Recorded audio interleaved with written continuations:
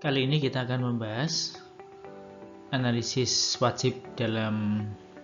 salah satu analisis wajib dalam analisis gula produk, yaitu analisis besar jenis butir atau BJB, atau dikenal juga dengan GRIS test atau Grain Size Test.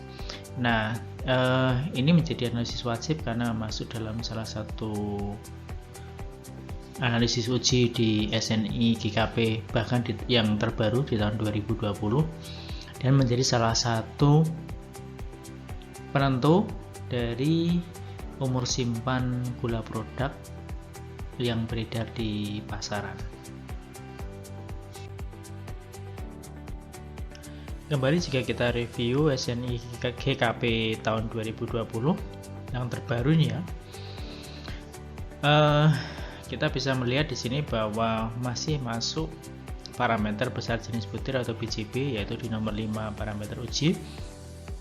Memang ada perubahan persyaratan untuk yang baru ini di 0,2 sampai 1,2 mm. Hanya saja memang tidak ada lagi tidak ada lagi pembagian antara GKP 1 maupun GKP 2. Kristal gula yang dihasilkan pada proses kristalisasi atau boiling besarnya tidak selalu bisa seragam. Nah, proses kristalisasi sendiri berlangsung di pan masak, di mana terjadi proses pembesaran kristal. Setelah beberapa waktu, kristal dan sirup dialirkan ke palung pendingin untuk proses kristalisasi atau kristalisasi lanjut. Maka pada akhirnya kristal dan sirup dipisahkan dengan sentrifuge sehingga dihasilkan berbagai macam ukuran kristal gula.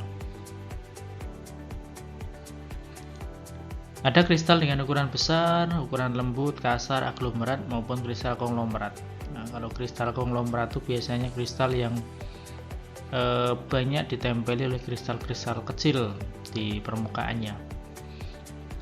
Kemudian selanjutnya berbagai macam kristal ini di screening sehingga diperoleh ukuran kristal yang hampir seragam.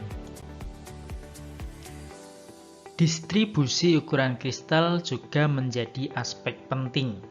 Semakin seragam distribusi ukuran kristal, maka semakin mudah pemisahan dalam sentrifuge. Butir halus dalam sekuit memiliki kecenderungan untuk mengisi celah di antara kristal yang lebih besar, menghasilkan lapisan kristal di sentrifuge yang tidak menyaring atau membersihkan dengan mudah. Parameter dalam distribusi ukuran kristal adalah median mass size atau MA dan coefficient of variation atau CV. Nilai dari MA tergantung dari standar dan permintaan konsumen. Nah, untuk di Indonesia misalnya pakai SNI yang lama 3143 2010, maka angka BJB besarannya adalah 0,8 sampai 1,2 mm. Sedangkan di SNI yang baru di tahun 2020 norma BJB turun 0,2 sampai 1,2. Rentangnya semakin panjang. Jadi ukuran kristal yang masuk ke standar GKP rentangnya diperluas dari 0,2 sampai 1,2 mm. Nilai dari MA dan CV digunakan sebagai nilai input bagi perancangan alat pengering atau sugar dryer. Secara umum nilai MA di atas 0,55 mm dan CV 28%. Dengan kadar air kurang dari 1% yang digunakan sebagai parameter input perancangan sugar dryer di pabrik gula. Dengan nilai ideal tersebut diharapkan proses pengeringan gula kristal dapat berjalan normal sehingga target nilai kadar air gula produk dapat tercapai.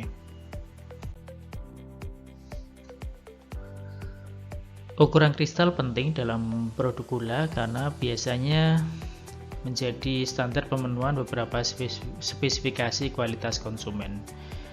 Konsumsi gula langsung memiliki ukuran rata-rata 0,2 sampai 2 mm. Ini secara global tergantung pada kebutuhan pasar. Dengan ukuran terbesar biasanya diproduksi di India. Nah, rentang ukuran yang paling umum adalah 0,4 sampai 0,8 mm.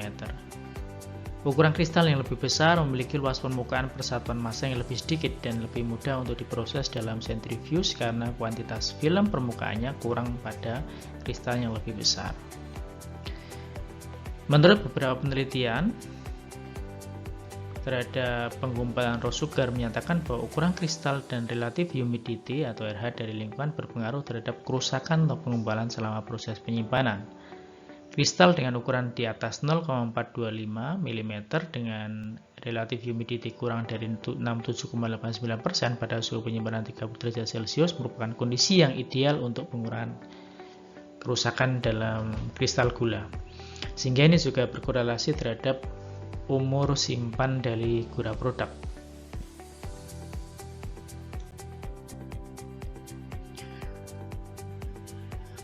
Sehingga dapat kita simpulkan bahwa analisis PJP ini menjadi sangat penting karena yang pertama mengetahui standar SNI GKP, kemudian yang kedua penentu umur simpan, dan yang ketiga mengevaluasi proses pengolahan gula terutama pada stasiun boiling sampai ke finishing yang nantinya juga menjadi feedback untuk optimasi proses yang selanjutnya atau akan datang.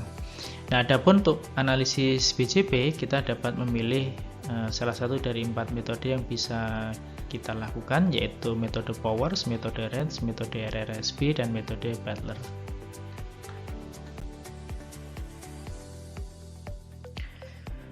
Prinsip analisis BJP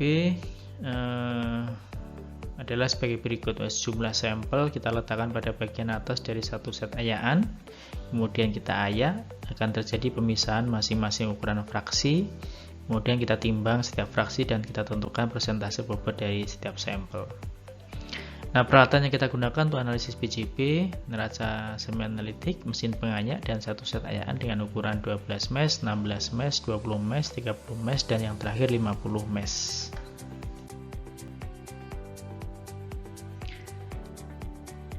Berikut kita bisa melihat flow proses dalam analisis BJP yang paling umum digunakan di pabrik gula maupun di laboratorium dengan menggunakan satu set ayaan. Prosedurnya sudah jelas di slide ini, kemudian formulasinya juga sudah jelas ada pada slide ini. Asumsi di sini sampel gula 60-70 gram, kemudian kita ayak menjadi beberapa fraksi sesuai dengan set ayaan yang kita gunakan, kemudian ditimbang berat masing-masing fraksi yang menjadi persen berat relatif, kemudian dari situ baru kita formulasikan dengan menggunakan rumus yang ada.